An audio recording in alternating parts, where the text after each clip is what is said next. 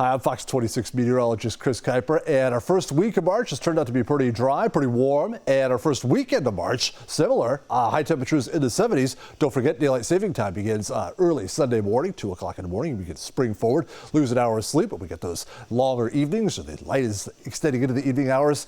And looking ahead towards our second week of March, boy, those temperatures continue running well above normal. Very warm, beautiful weather for us, well into the 70s for afternoon highs, when normally we're only in the mid-60s. Temperatures way above average, and boy, rain, forget about it. We can't even find clouds. Not even on Friday the 13th. Looks like fantastic weather for Friday the 13th coming up for us. March usually can be a rather wet month for us on average. It's one of our 4 big wet months here: December, January, February, March. But not this time around.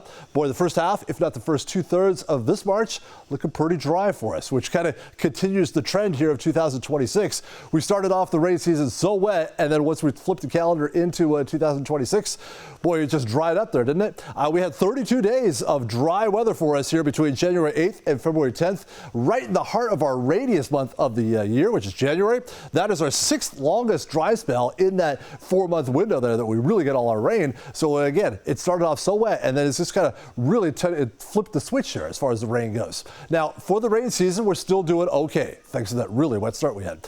In Fresno, sitting at 121% of normal for this time of the year here. We've had over 9¼ inches of rainfall. For early March, we're usually a little over about 7 2/3 of an inch of rain. So we're still doing good as far as that goes. But it's kind of a situation of what could have been.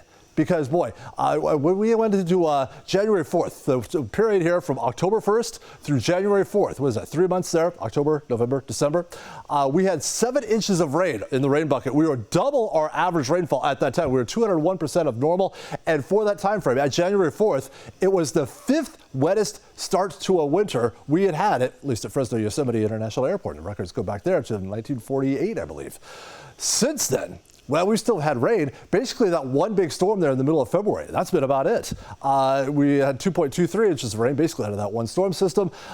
We've dropped down to 121% of normal, and now we've gone from number 5 in the books to number 21 in the books. We're still above average. It's still good, but it really is calmed down. The rain has really quieted on down for the past couple of months or so. Similar situation in Hanford, sitting at 124% of normal. Over 7 inches of rain has fallen in the bucket there in Hanford for the season, a little further south, so a little drier there. Normally about 5 3/4 of an inch of rain has fallen. Again, most of that fell there in October, in November, and December. And since we've turned the calendar to January, it's really been rather dry, except for that one storm system there in the heart of February. Similar situation also in Madera. In fact, it's even a little bit drier there. 8.19 inches of rain has fallen for the rain season. Normally, we're at 7.68. That puts us just a ½ inch of rain above normal, or 107% of our normal rainfall for the day. And finally, let's finish off with Merced, which also similar numbers there, 107% of where we should be for this time of the year. Anytime we're above average, it's always a great thing here in California. But boy, we were so far above average there in early January, and then since then it's just really dried on up as far as the rain goes. Still, 9.16 inches of rain has fallen for the water year in Merced. Normally for the state, about 8.5 inches of rain has fallen. So we're about 2/3 of an inch of rain above average for this time of the year, which is great, but it could have been so much more. It was so much more. Now let's talk about the Sierra snowpack here a little bit. Before we talk about that, let's talk about how snowpack and the snow measurements vary a little bit depending on temperature, because it's not always the same. You say you get a foot of snow out of a storm system, okay, but what temperature did that snow fall at? Because if it fell at a rather warm temperature, like 34, it's going to be that heavy, wet Sierra cement, which just kind of compacts. It's full of water, but it compacts down or so. This is a situation where you take 1 inch of water and you see how much snow you can get with these different temperature situations here. So at 34 degrees, 1 inch of water compacts down to about 5 inches of snow. You cool that air down a little bit, 30 degrees, same amount of water in the air, but the only thing you've done is you cooled it down. You get double the amount of snow.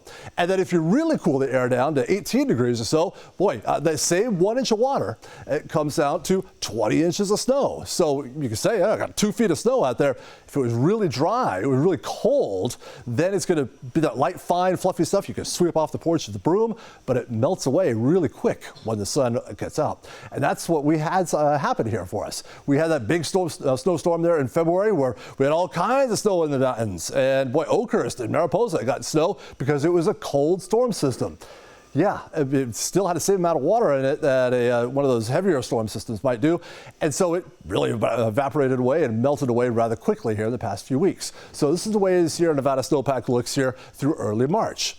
In the southern half of the Sierra Nevada, southern third rather, 82% of where we should be for this time of the year. That's all right. You get towards the middle part of the Sierra Nevada, Lake Tahoe down to about Yosemite or so, a little more meager, about 2/3 of where we should be for this time of the year. And then the northern Sierra Nevada, north of Lake Tahoe, not so good at all. 46% of average up there, and that's where they really get a lot of rain and snow. And unfortunately, it's been a little bit of a dry winter, and especially it's been a warm winter, so it's been mostly rain in those areas. The lakes are doing good, but the snowpack in the mountains, not going to be able to recharge those lakes a whole lot once we get towards melting season there, May, June, and even July or so. So yeah, the warm weather, it's nice, and gotta love it. And if it can't be raining and filling up the reservoirs and adding snow to the mountains, might as well be 79 degrees and sunshine, and that's what we have coming our way. We'll keep our fingers crossed, though, for a few April showers to maybe add a little snow to the snowpack once we get into April.